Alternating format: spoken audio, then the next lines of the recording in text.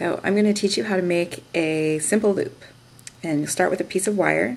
You can get cheap wire to practice with at the hardware store. You're going to start with your needle nose pliers about, I don't know, about 1/4 of an inch to 1/2 inch down, depending on how big you want the loop to be. And bend it to about that angle. Doesn't have to be completely 90 degrees because what you're going to do is kind of create a lollipop shape. You'll have your long piece of wire and then a circle at the top. Choose a place on your pliers where you think the diameter of the circle will be about right for the length that you chose. And then I'm pressing forward just a little bit with my thumb there and pulling back a little bit with the pliers just to create a little bit of tension. Otherwise you'll just be all over the place. So maintain a little bit of tension and then just sort of roll it along your thumbnail like that. And that's not exactly perfect, as you can see, but that's easy enough to fix.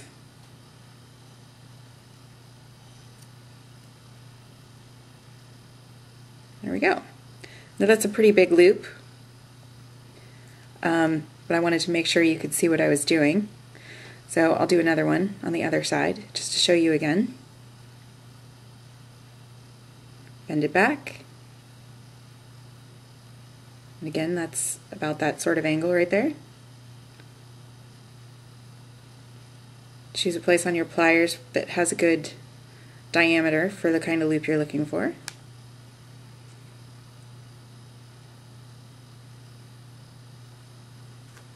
And make a loop. So you can see that one's a little bit smaller than that one, but same deal. If you need your loops to be going in the same direction, you can just twist it. So it's easy to fix mistakes. People often use these to make connectors in necklaces. So that would be a piece of wire with a simple loop on either end and a bead in between. So now I'm going to make another loop on top of this. So I need to cut my wire off about 1/4 of an inch again, 1/4 to 1/2 inch. I'm just going to bend that back with my finger. The wire is easy enough to work with. And make another loop.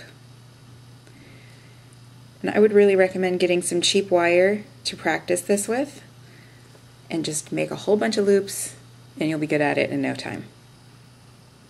One of the easiest things you can do with a simple loop is to make a basic earring. And you'll start with a head pin. A head pin is just a piece of wire, usually 20 to 22 gauge, that has a flat piece on the end right here. Hopefully you can see that. And that keeps the beads from falling off. So I've put some beads on a head pin here. You can see this is just the exact same wire. There's the flat part right there. So when you hold it upright, the beads stay and they don't fall off. Now, what you're going to want to do, just the same way we did before, bend this, not quite 90 degrees. So. And then you're going to want to cut it off so that it's about 1/4 of an inch to 1/2 inch long, depending on how big you want your loop to be.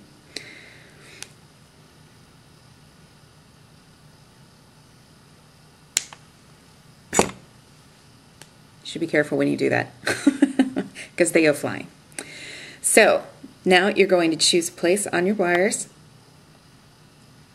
that you think has a good diameter. And remember, I'm pushing forward just a little bit with my thumb here, and I'm pulling back a little bit with the pliers, just to maintain a little bit of tension. Otherwise, the loop's going to go everywhere. And then you just roll it. And that wasn't perfect, so I'm just going to fix it. There we go. Simple loop. So of course now you want to attach this to an earring finding. You could use either a post, as long as it has a little ball on the end, it will be quite easy, or a fish hook style. And the only other thing to remember here is when you open a loop, either on your earring or on your fishhook, you want to open the loop to the side. Don't open it out like this. You'll ruin the curve and it'll be a pain in the butt to get it to go back the way you want it. So open it to the side, like that. And then you put your fishhook on there.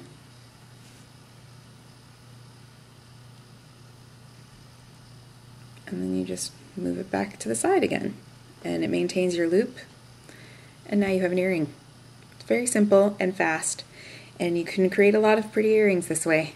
So have fun with the simple loop.